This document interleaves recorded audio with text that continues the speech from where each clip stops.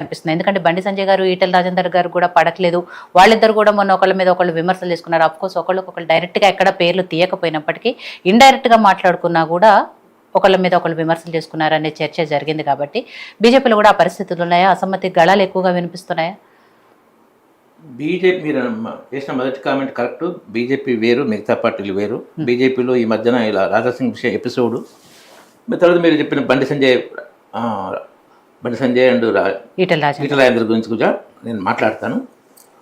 రాజాసింగ్ గారు ఏంటంటే ఆయన సిద్ధాంతపరం కోసము లేదా వేరే పార్టీలో ఏదో పిలుస్తుండను పదవిస్తున్నాను మాట్లాడలే. ఆయన హిందుత్వ గోరక్షలో బీజేపీకి 100% సేమ్ ఉన్నాడు, అందులో ఎలాంటి అనుమానం లేదు. కానీ రాజాసింగ్ క్రమశిక్షణలో మాత్రం పార్టీ బీజేపీ విధానంలో ఇమడడం లేదు. ఇది ఆయన వచ్చిన తర్వాత పార్టీ ఆఫీస్ రావడం, పార్టీ ప్రోగ్రాంలో పాల్గొనడం కూడా లేదు, తక్కువ. మిగతా ఎమ్మెల్యేలు నాయకులతో పోలిస్తే రాజాసింగ్ పార్టీలో ఇన్వాల్వ్ కావడం మొదటి నుంచి తక్కువనే. తను సపరేట్గా హిందుత్వ ఏజెండా ప్రోగ్రామ్స్, సపరేట్గా గోరక్ష ప్రోగ్రామ్స్ తీసుకుని అవి బాగా చేస్తుంది. కానీ పార్టీ క్రమశిక్షణ అనేది బీజేపీకి చాలా ముఖ్యము. అయితే అతను ఏంటంటే ఒక హిందుత్వ నాయకుడుగా ఉండు, ప్రజల్లో ఉంది, గెలుస్తుండు, మళ్ళీ గెలుస్తుండు. ఒకసారి తప్పు చేస్తే అది అంతర్జాతీయ స్థాయిలో ఎఫెక్ట్ ఇచ్చే విధంగా, ఒక మత సెంటిమెంట్ను దెబ్బతీసే విధంగా మాట్లాడితే కొన్ని అరబ్ దేశాల నుంచి కూడా అబ్జెక్షన్ వచ్చింది, సస్పెండ్ చేయడం జరిగింది. తెలంగాణలో ఏ నాయకుడిని ఎట్లా సస్పెండ్ చేయాలి, ఒక రాజాసింగ్ సస్పెండ్ అయ్యింది. తర్వాత ఎన్నిక తర్వాత మళ్ళీ ఆయన సస్పెండ్ అయినా ఏ పార్టీ పోయేదాన్ని కానీ సస్పెన్షన్ విమర్శించడం కానీ చేయలే. ఆ సస్పెన్షన్ పీరియడ్లో ఇలాంటి మాటలు ఏ పొరపాటు మాట్లాడకుండా మంచిగా ఉన్నాడు. మళ్ళీ టికెట్ ఇచ్చారు. మళ్ళీ గెలిచిన తర్వాత పార్టీ అధికారంలో అనే దాంతో కొంత తనకు బీజేపీ పక్ష నాయకుడు హోదా ఇవ్వలేదను ఆ మనసులో పెట్టుకొని కొన్ని మాట్లాడడం, బీజేపీ రాష్ట్ర నాయకత్వం మీద పలుమార్లు విమర్శించడం. ఆయన విమర్శించి 10% అయితే సోషల్ మీడియాలో ఇంకో 90% యాడ్ చేసి, నేను ఇవన్నీ కూడా మాట్లాడితే అది రాజాసింగ్ గారు మాట్లాడలే, సోషల్ మీడియాలో వస్తున్నాయి, డైరెక్ట్గా మాట్లాడింది ఉన్నాయి, పార్టీ ఆలోచిస్తుంది, 90% వేరే వస్తున్నాయి, మనం వాటి రియాక్ట్ కావద్దు ఎక్కడ మీడియాలో నాకు నేను అడిగినప్పుడు చెప్పడం జరిగింది. దాన్ని కౌంటర్ చెక్ చేసుకుంటే అలానే ఉంది. తర్వాత ఆయన విమర్శ స్థాయి ఏంటంటే రాజీనామా చేసిండు. రాజీనామా చేసిన రాష్ట్ర బీజేపీ రాష్ట్ర నాయకత్వం ఎంత సంయమనం పాటించిందంటే రాజాసింగ్ విషయంలో అది బీజేపీ క్రమశిక్షణకు నిదర్శనం. ఒక నాయకుడు క్రమశిక్షణ తప్పి ఎంత మాట్లాడినా ఎవరు రెచ్చిపోయి రియాక్ట్ కాలేదు, అది ఒక బీజేపీలోనే సాధ్యమవుతుంది. తర్వాత నేషనల్ పార్టీకి ఆయన రాజీనామా ఇస్తే నేషనల్ పార్టీకి ఫార్వర్డ్ చేశారు. కిషన్ రెడ్డి గారిని అన్నారు, బండి సంజయ్ గారిని అన్నారు, ఇట్లా వ్యక్తిగతంగా కూడా అన్నప్పుడు ఎవరు కూడా రియాక్ట్ కాలేదు. అదే బీజేపీ నాయకుల గొప్పతనం. తర్వాత రాజీనామాను ఆమోదించడం జరిగింది. ఆ ఆమోదించే లోపల మీడియాలో ఎన్ని కథనాలు వచ్చినాయంటే, వీడియోలు వచ్చినాయి. రాజాసింగ్ పెద్ద బాధ్యత ఇవ్వబోతుంది, తెలంగాణ బీజేపీ సీనియర్ నాయకులు పెద్ద షాక్ ఇది అని అమిత్ షా గారు డీల్ చేస్తున్నారని వీడియోలు వచ్చినాయి. అది ఎట్లా కథ, దాన్ని ఆ వీడియో ఏంటంటే వేలల్లో పోతున్నాయి. అలాగే మీడియా వాళ్ళకి ఏంటంటే వీడియోలు వేలల్లో పోతే వాళ్ళ ఆదాయం వాళ్ళకి వస్తుంది బాగా. అది వాస్తవం. ఇప్పుడు ఇంకొకటి చెప్తాను, ముఖ్యమైన విషయం. కేసీఆర్ ఉపరాష్ట్రపతిని 5-6 మీడియా ఛానల్ పెట్టినాయి. ఒక్కొక్కటి 7 లక్షలు 5-6 లక్షలు పోయినాయి. అది 100% ఇంపాసిబుల్. కానీ జనానికి ఏంటంటే అది ఇది ఇంట్రెస్టింగ్ ఉంటే చూస్తారు. దాన్ని మీడియా క్యాచ్ చేసుకుంటూ రాంగ్ ఇన్ఫర్మేషన్ పబ్లిక్ పంపిస్తుంది, అది తప్పు. సో కానీ బీజేపీలో ఆ క్రమశిక్షణ ఉంది, ఎవ్వరు కాలే. నేషనల్ పార్టీ ఈ క్రమశిక్షణ రాయడం మంచిది కాదు. కాబట్టి దీన్ని ఆయన రాజీనామా చేసినప్పుడు ఆయనంతా ఆయన వెళ్ళిపోతే మనం ఎందుకు బతకాలి, రాజీనామా ఆమోదించదండి. ఇది రాజాసింగ్ గారు కూడా ఎక్స్పెక్ట్ చేయలేని వారు వేరే వాళ్ళకి అన్నది నేను విన్నాను.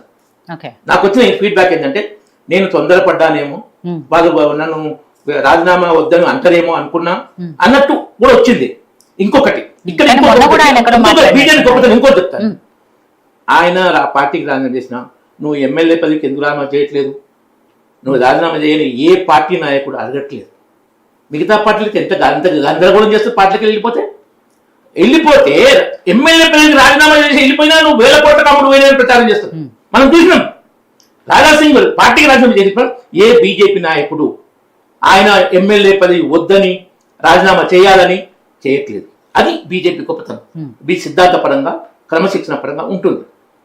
తర్వాత బండి సంజయ్ గారి ఈటల రాజేందర్ విషయంలో వాళ్ళైతే డైరెక్ట్గా అనుకోలే. ఏ విషయంలో అన్నారు, నాకు మా దగ్గర ఇద్దరు ఏంటంటే ఈటల రాజేందర్ కడుపులో కత్తులు పెట్టుకుని కౌగలించు ఎందుకన్నారంటే, అది కాంగ్రెస్ గెలిచినాక హరీష్ రావు కేటీఆర్ నెట్టుకున్నారు, ఇద్దరు క్వశ్చన్ నెట్టుకుంటే మధ్యలో వచ్చిన కేసీఆర్ పడిపోయిండు, తొంటికి యశోద హాస్పిటల్ జాయిన్ అయ్యిండు. తర్వాత వాళ్ళు కేటీఆర్ ఆ పార్టీ నేత అయితే నేను ఆయన కింద పనిచేస్తాను హరీష్ రావు అన్నాడు. హరీష్ రావు నేత అయితే నేను హరీష్ రావు కింద పనిచేస్తే కేటీఆర్ అన్నాడు. ఎవరి కింద ఏం పనిచేయరు. అది కడుపులో కత్తులు పెట్టుకొని కౌగులించుకోవడం అంటే బహుశా అట్లా ఎవరిని అన్నాడు అనేది అది ఆ విధంగా మాకు అర్థమైంది. అయితే అది బీజేపీలో కడుపులో కత్తులు పెట్టుకొని కౌగులించుకోవడం ఉండదు. బీజేపీలో ఎవరైనా క్రమశిక్షణ రాహిత్యం ఉంటే రాజాసింగ్ పరిస్థితి వస్తుంది. ఇది కాదు, ఇంకొకటి ముఖ్యమైనది, మన ఆల్ ఇండియా ప్రెసిడెంట్ ఉండే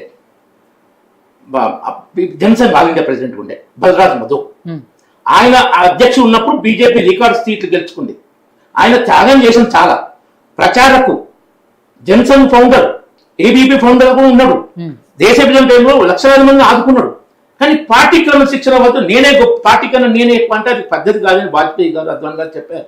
ఆయన ఏంటంటే ఇండియనైజేషన్ ఆఫ్ ముస్లిమ్స్ అనే టాపిక్ తోటి ముస్లింలు మనం మార్చాలని అట్లా ఒక వర్గాన్ని అట్లా మాట్లాడడం కరెక్ట్ గా చెప్తే వినలే. నాదే అంటే నోటీస్ ఇచ్చారు అద్వాన్ గారు స్టే ఆల్ ఇండియా ప్రెసిడెంట్ అప్పుడు. దానికి రిప్లై కూడా ఇవ్వకుంటే బయటికి పంపించారు.